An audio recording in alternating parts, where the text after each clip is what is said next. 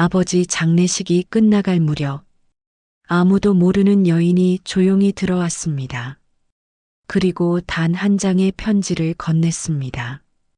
그 편지를 읽은 순간 가족 모두가 무너져 울기 시작했습니다. 도대체 편지에는 어떤 비밀이 적혀 있었을까요? 아버지는 평생 말수가 적은 분이었습니다. 가족 여행을 가도 명절에 온 가족이 모여 왁자지껄 떠들어도 아버지는 그저 조용히 웃으며 지켜보실 뿐이었습니다. 자식들에게도 살가운 말 한마디 건네는 법이 없었고 그 흔한 사랑한다는 말도 들어본 기억이 없습니다. 평생 아버지에게서 들은 말이라고는 딱 한마디였습니다. 건강하게만 살아라. 어릴 적엔 그 말이 무뚝뚝하게만 느껴졌습니다. 다른 친구들 아버지는 칭찬도 해주고 안아도 주고 살아온 이야기도 들려준다는데 우리 아버지는 왜 이렇게 속을 안 보여주실까 서운했던 적도 많았습니다. 그런데 아버지가 돌아가시고 나서야 저는 그 짧은 한마디 속에 얼마나 많은 것이 담겨 있었는지 알게 되었습니다. 그리고 그날 장례식장에서 저는 아버지에 대해 평생 몰랐던 이야기를 듣게 됩니다. 장례식 사흘째 조문객들이 하나둘 자리를 정리하고 돌아가던 늦은 저녁이었습니다. 상주로서 마지막 손님까지 배웅하려던 참이었는데 빈소 입구에 낯선 그림자가 비쳤습니다. 검은 코트를 단정하게 차려입은 중년의 여성이었습니다. 조문객 명부 어디에도 없는 얼굴이었고 저도 형제들도 그녀를 알지 못했습니다. 그녀는 조심스러운 걸음으로 빈소에 들어와 국화 한 송이를 영정 앞에 내려놓았습니다. 그러고는 오래도록, 정말 오래도록 아버지의 영정 사진을 바라보았습니다. 마치 사진 속 얼굴 하나하나를 눈에 새기려는 사람처럼요. 그녀의 눈가가 서서히 붉어지더니 끝내 눈물 한 줄기가 조용히 흘러내렸습니다. 저는 그 모습을 지켜보다가 도저히 묻지 않을 수 없었습니다. 죄송하지만 누구신가요? 그녀는 제 질문에 바로 답하지 못했습니다. 입술을 몇 번이나 달싹이다가 손에 쥐고 있던 작은 봉투 하나를 조용히 내밀었습니다. 이건 아버님께서 돌아가시면 꼭 전해달라고 하셨습니다. 그 말을 듣는 순간 심장이 덜컥 내려앉았습니다. 아버지가 평생 속마음 한번 제대로 꺼내신 적 없는 그 아버지가 당신의 죽음까지 미리 준비하며 이 낯선 여인에게 무언가를 맡겨두셨다는 사실이 믿기지 않았습니다. 떨리는 손으로 봉투를 열었습니다. 안에는 누렇게 바랜 편지 한 장과 세월의 흔적이 고스란히 묻어나는 흑백 사진 한 장이 들어 있었습니다. 사진을 먼저 꺼내 들었습니다. 그리고 순간 숨이 멎는 듯 했습니다. 사진 속에는 젊은 시절의 아버지가 있었습니다. 지금의 저보다도 어려 보이는 앳된 얼굴의 아버지. 그리고 그 옆에는 방금 눈물을 흘리던 이 여인의 젊은 시절이 있었습니다. 두 사람은 서로를 바라보며 환하게 웃고 있었습니다. 제가 평생 단 한 번도 본 적 없는 그런 표정으로요. 가족들도 하나둘 다가와 사진을 들여다보았습니다. 정적이 빈소를 채웠습니다. 아무도 먼저 입을 열지 못했습니다. 저는 손끝이 떨리는 채로 편지를 펼쳤습니다. 아버지의 필체였습니다.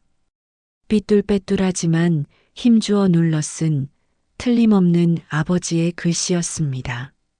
편지는 이렇게 시작했습니다. 사랑하는 아이들에게 평생 처음 듣는, 아니 처음 읽는 말이었습니다. 저는 숨을 죽이고 다음 문장을 읽어 내려갔습니다. 이 사람은 내 첫사랑이다. 하지만 너희 어머니를 만나면서 우리는 서로의 행복을 위해 헤어졌다. 편지는 계속되었습니다. 아버지는 젊은 시절 이 여인과 깊이 사랑했지만 여러 사정으로 인연이 이어지지 못했다고 했습니다. 그러나 그 이별이 미움이나 원망으로 끝나지 않았다고, 오히려 서로의 삶을 진심으로 응원하며 각자의 길을 걸어갔다고 적혀 있었습니다.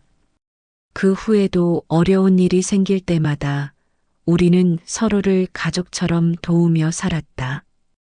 이 대목에서 저는 잠시 편지에서 눈을 떼고 여인을 바라보았습니다. 그녀는 여전히 소리 없이 눈물을 흘리고 있었습니다. 그 눈물이 무엇을 의미하는지 저는 조금씩 이해되기 시작했습니다.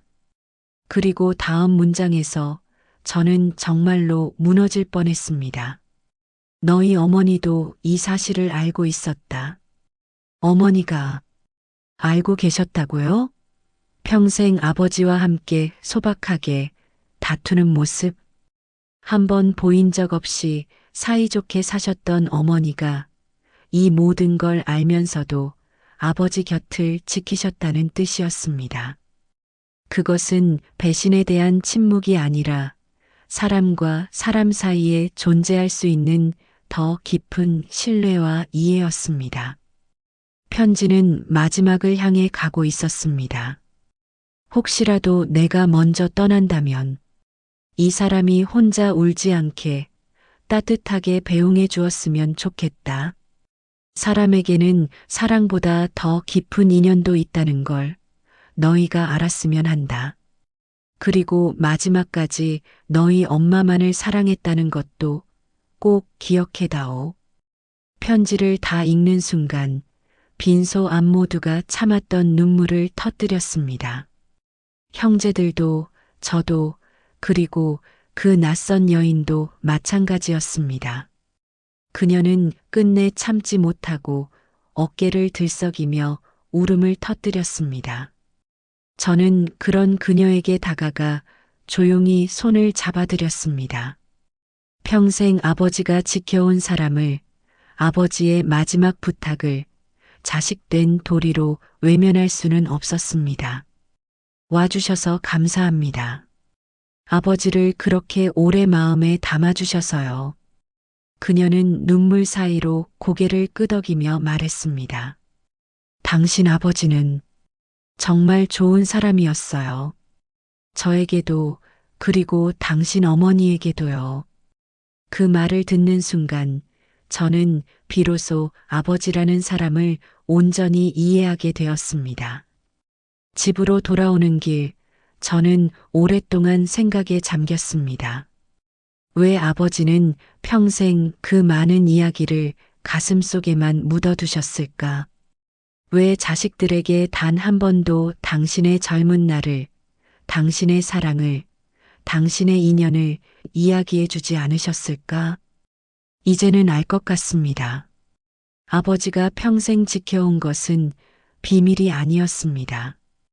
그것은 누구도 다치지 않게 하려는 끝까지 곁을 지켜준 아내에 대한 예의였고, 오래된 인연에 대한 신이었고, 그리고 자식들이 흔들리지 않기를 바라는 마지막 배려였습니다. 말수가 적었던 아버지는 사실 그 누구보다도 많은 것을 마음속에 품고 살아오신 분이었습니다. 다만 그것을 표현하는 대신 조용히 지키는 쪽을 택하셨을 뿐입니다. 건강하게만 살아라. 이제 이 말이 다르게 들립니다. 그 짧은 한마디 안에는 사랑도, 이별도, 그리움도, 그리고 지켜야 할 약속까지도 모두 담겨 있었던 것입니다. 아버지, 이제야 당신을 조금은 알 것 같습니다.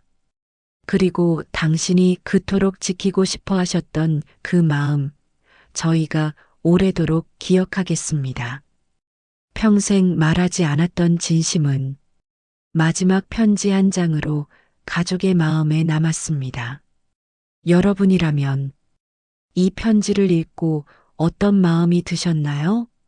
여러분이라면 아버지의 마지막 편지를 읽고 용서할 수 있었을까요? 댓글로 여러분의 생각을 들려주세요.